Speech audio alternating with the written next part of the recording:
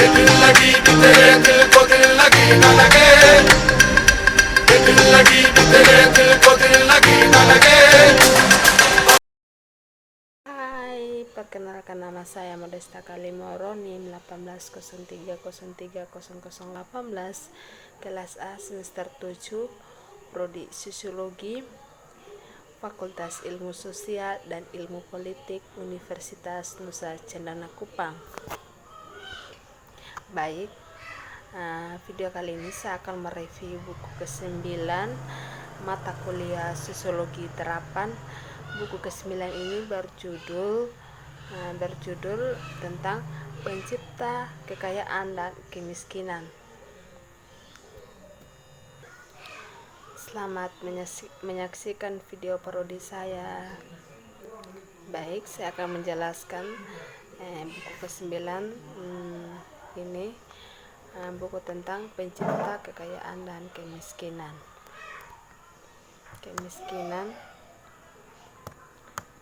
Nah, proses pencipta kekayaan dan kemiskinan seringkali luput dari perhatian kebanyakan orang karena cara kerjanya cukup halus, tapi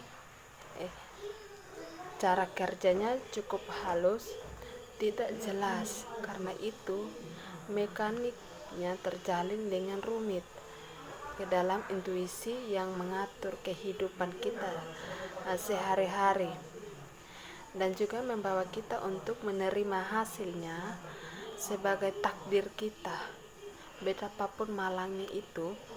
Tetapi ketika kontradiksi antara kekayaan dan kemiskinan memaksa kelas-kelas sosial menjadi konfrontasi, prosesnya terungkap berada dalam kekuatan untuk merancang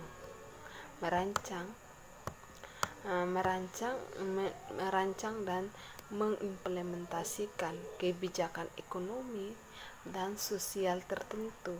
Nah, intuisi ini juga yang membangun dari kewajiban seperti membayar pajak dan kontrak kehormatan melalui sistem pendidikan dan dengan persyaratan penghormatan mutlak terhadap hak milik, cukup legitimasi yang menghasilkan dan membuat kewajiban hanya dengan cara moral tetapi mengikat secara hukum.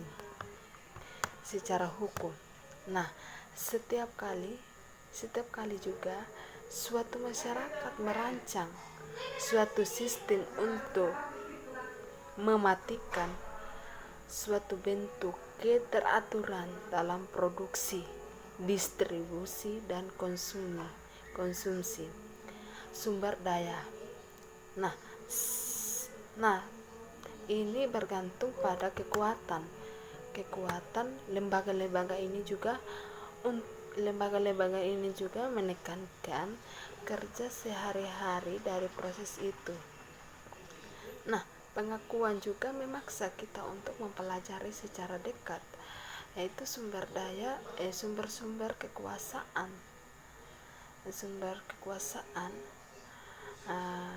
yang kita pelajari atau memberikan tanggung jawab kepada kita atas perbuatan kebijakan. Beberapa ulama juga menemukan ketidaksetaraan dan kemiskinan telah sampai pada kesimpulan bahwa elit yang mengakar bahwa hari ini meneliti kebijakan penghematnya pada sisa populasi yang diuntungkan dari dukungan kekuatan dari oligarki yang menggunakan kekayaannya untuk menguasai politik, proses dan oleh karena itu pembuatan kebijakan ekonomi, stratifikasi sosial, yaitu pembagian masyarakat menjadi miskin dan kaya. Miskin pun itu Meskipun itu tidak khas, kapitalisme menjadi terpolarisasi telah berhasil mengubah pemerintah menjadi negara predator dan kebijakan ekonomi menjadi instrumen perang kelas dan organisasi untuk kerja sama dan pembangunan.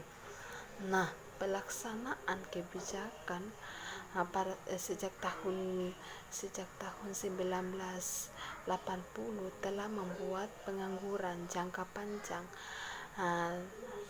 panjang mengerjakan fakta-fakta bergaya baru yang mengakibatkan jatuhnya bagian tenaga kerja di pendapatan nasional di sebagian besar negara. Nah,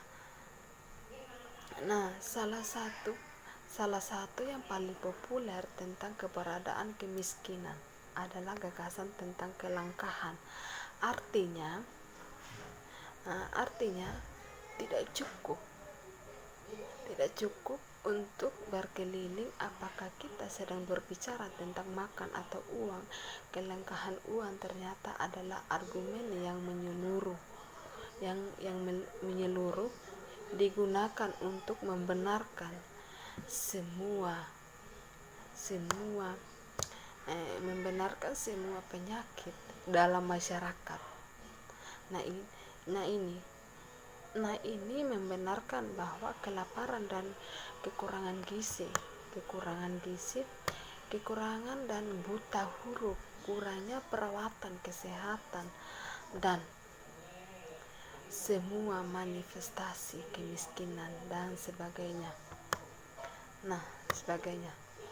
Nah, buku ini juga mengambil pandangan bahwa kemiskinan tidak bisa dihindari, bukan takdir, dan seharusnya tidak menjadi nasib orang-orang yang lemah dan tidak berdaya dalam masyarakat modern.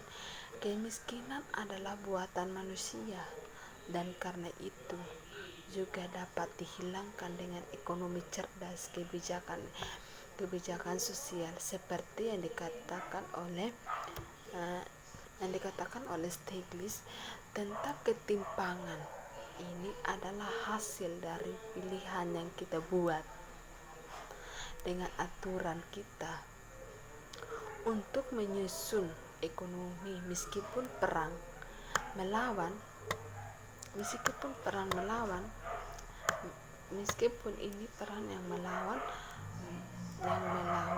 suatu aturan yang melawan kemiskinan di negara-negara berkembang yang menjadi agenda Perserikatan Bangsa-Bangsa. Setidaknya sejak tahun 1970 dunia moto bahkan adalah dunia yang bebas dari kemiskinan.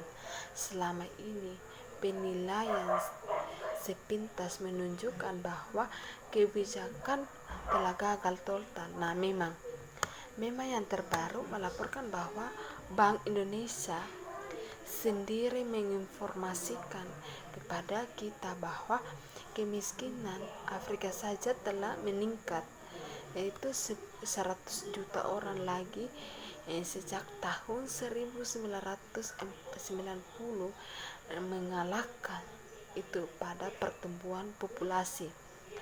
Banyak sarjana mempertanyakan keseriusan tujuan untuk menerangi kemiskinan menuju permusuhan dalam politik dan intelektual yang dominan, dan juga strategi menyeluruh yang berupaya mengentaskan kemiskinan. Keberadaan, kekayaan, dan kemiskinan seringkali secara harafiah berdampingan. Nah, ini mungkin merupakan suatu kontraksi paling mendasar dan bertahan lama dalam sejarah manusia. Nah, kepemilikan sumber daya yang vital dan produktif inilah yang membedakan si kaya dan si miskin di zaman kuno. Masyarakat ketika kebutuhan manusia adalah dasar dari kekayaan, berarti mendapatkan barang dari alam untuk memenuhi kebutuhan alami. Ini peningkatan kekayaan.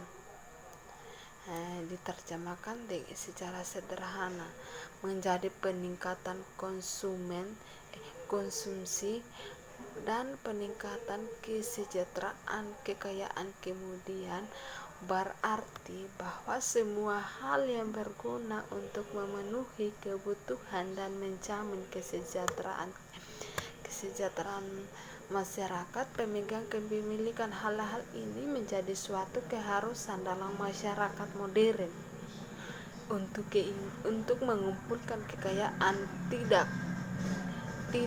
lagi harus dibenarkan oleh kebutuhan. Nah, dalam studi klasiknya tentang masyarakat kuno, Morgan memberikan kita bahwa dalam tahap awal evaluasi manusia, dengan pengecualian beberapa artikel pribadi hasrat untuk memiliki sesuatu belum memasuki pemikiran manusia tanah sebagainya, namun hampir tidak memiliki subjek dimiliki oleh suku-suku yang sama, sementara rumah dimiliki bersama oleh penghuninya.